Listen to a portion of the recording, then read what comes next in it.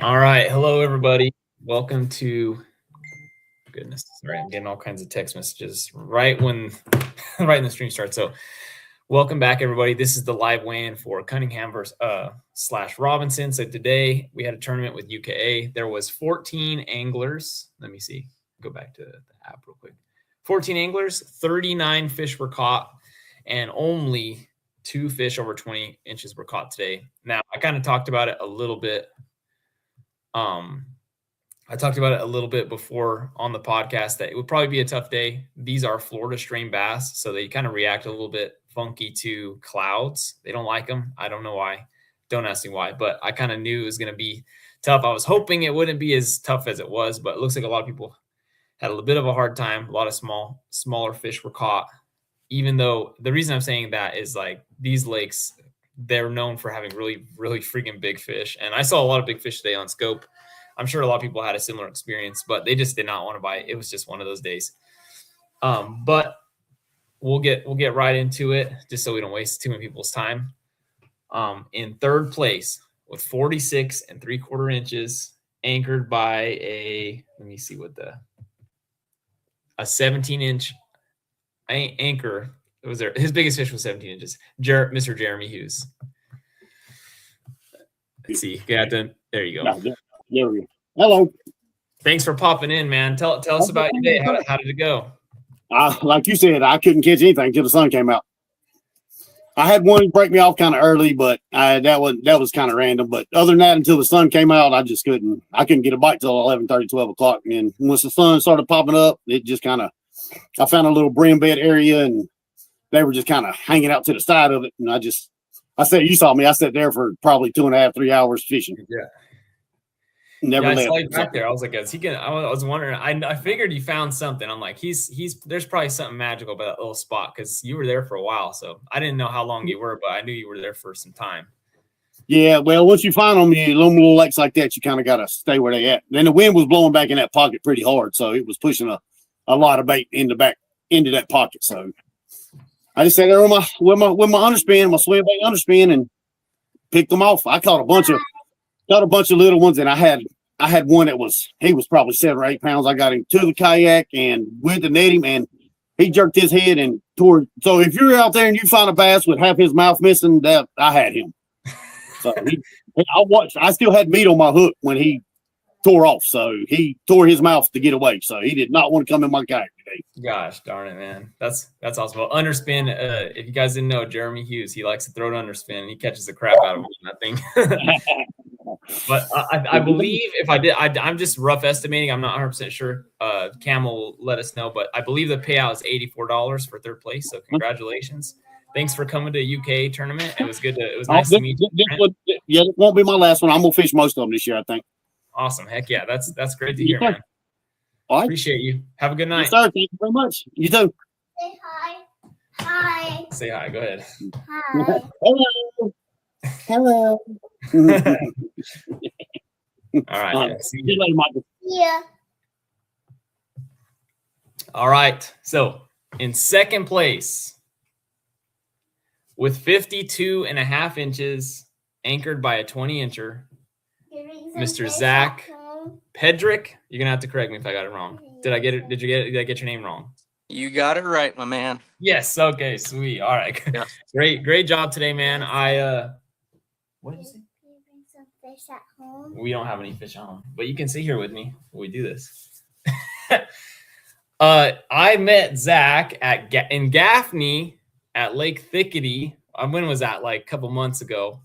Kind of bumped into him. We were both fishing Little Thickety. It was a rough, windy day out there. But then, what were you gonna say? No, I was just saying, yeah. But today was pretty interesting. I ended up having to judge the fish a little bit later in the day, and I saw that you caught 2 fish, 2 big ones, mind you, in the very last minute. So tell us about your day. Tell us the story. I want to hear. I want to hear all about it. I caught that 20-incher the first 30 minutes after I got to my spot. And then I caught 2 little ones. near a dock, and then I had one, and he got off. He was probably another 20-incher.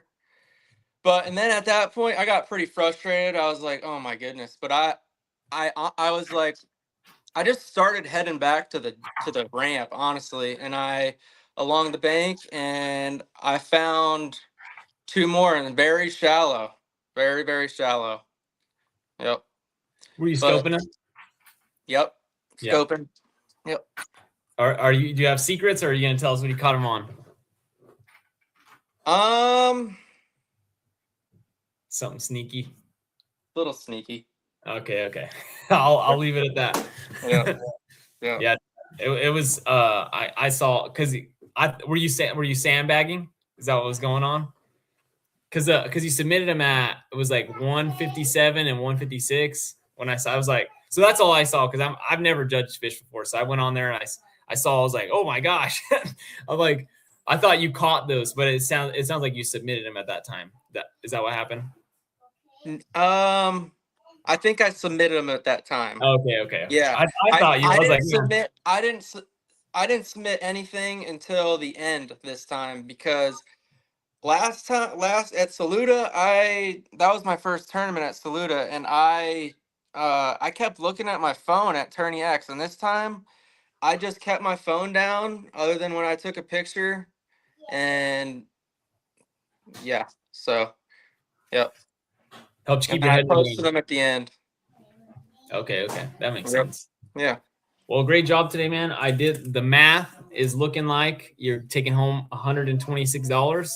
Cool. I don't know if that's it's going to be close to that, but I did the math and I think it's going to be about 126. So Cool beans. Congratulations on that. Cam will send you he'll send you basically the photo for the second place, and then you can print out and put it in a plaque if you'd like. But you're looking pretty good right now for Angler of the Year. You were what did you have at Saluda? What place were you?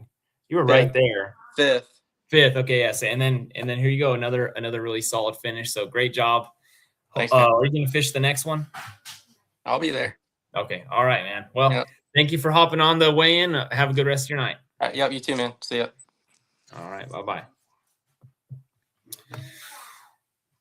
That leaves one in first place with 58 inches and taking home big bass with a 21.5 kicker. Me, I caught 58 today. Pretty wild. I went to Cunningham. I forgot to ask those guys. I don't know if they wanted me to keep that a secret, so I'm just gonna leave it alone. But I was at Cunningham today.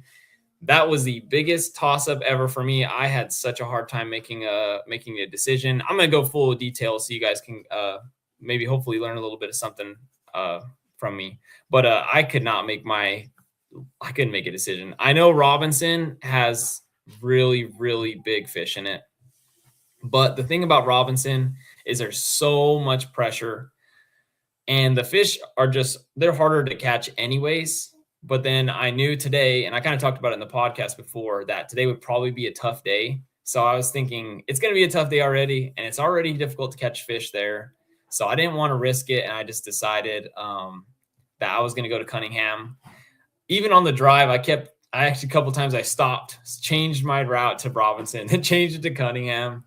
And then I finally got there. They did open the gate a little bit later than they said they would, but thank goodness they opened it on time, on time enough for us to be able to launch. I think there was like 5 of us there. It definitely seemed like Cunningham put out more fish, but again, I think it's just because it was a tough day, and on a lake with less pressure, you're more likely to catch some fish. I caught 2 in the morning. I caught 2 in the morning on a jerk bait. Normally, when I fish a jerk bait, it's about getting them like excited, and then they're chasing it, and you're just kind of speeding it up, playing cat and mouse. But today was a little bit different. They were super slow. Like they would just kind of ease up on it, and I just would kind of give it this little tiny twitches and leave it there for a long time. Like both of those fish, the jerkbait was sitting there for 5-10 seconds before they ate it, and it felt like a jig bite. It was like thump. I was like, oh, there he is. I caught 2 big ones like that. But then when the sun kind of got up, it was even harder to get them to bite the jerkbait because, if they're easing up to it, looking at it, they get a good chance, especially with the sunlight, to see that it's not real. It's not a real bait fish. So they kind of really stopped biting it. I was like really struggling to try to get a bite. They didn't seem to want to bite a worm, especially the bigger ones. They wouldn't even react to it. Tried throwing a minnow. They could care less about that too. I was like, all they're doing is they're reacting to a jerkbait. So like, what else can I do? I was like, maybe I was thinking about throwing a square bill, but I was having a hard time turning off the live scope. I finally, I see these two like pretty nice fish. That's like, I could see them up shallow. They're probably like 3 feet of water. I threw a jerkbait up there. I was twitching it. They wouldn't bite it. So I start to reel it really fast to get it out of the water. And that was when one of them just absolutely started chasing it crazy. He didn't bite it, but he chased it. And that gave me a hint. I was like, all right, stop with the jerkbait, turn the live scope off, and put that square bill on. I put a little flat side crankbait. I'll show you guys. These are actually my favorite. It's a Bagley's flat balsa or a balsa B flat side or what, I don't know. It's a Bagley's though. It's a flat side crankbait. I just picked a color that I bought the other day on Tackle Warehouse that I thought was really cool. So I was like, this is what I'm going to use. And I just started chucking and winding. I hooked a little 8-incher and I lost him. And I was like, God dang it. But then I was like, you know what? That's all I need to know. They're going to bite it. So I just kept cranking. I'm not even kidding. I probably chucked and whined 75% of that lake with this thing, crankbait, and finally caught that 18-incher. I can't tell you how many fish I saw literally like right at the boat. They would swipe at it and completely miss it. I figured I was like, maybe I need to change colors. This is a little bit bright for the conditions of how clear the water was, but I just wanted to keep it on. So I just kept throwing it. And that was it. I just threw it the rest of the day. I caught a couple more, like 17-inchers, but I just couldn't seem to upgrade. Did catch one more on the jerkbait right at the end. But yeah, it was a tough. So if you guys thought it wasn't tough for me, you're wrong. It was very challenging. I kind of just got lucky, especially in the morning with those two that bit, because the rest of the day it was really a grind. But I'm going to take home, if I did my math, I'm just rough math. I think I take $210 for the first place and $70 for big bass. That'll total out $280. So pretty decent payouts today. Thank you guys for hopping in the UK tournament. And then thank you to Zach and Jeremy for hopping on the way in tonight. Thank you guys for tuning in. We'll catch you at the next one. The next podcast will be before Blaylock Bowen. Have a good night.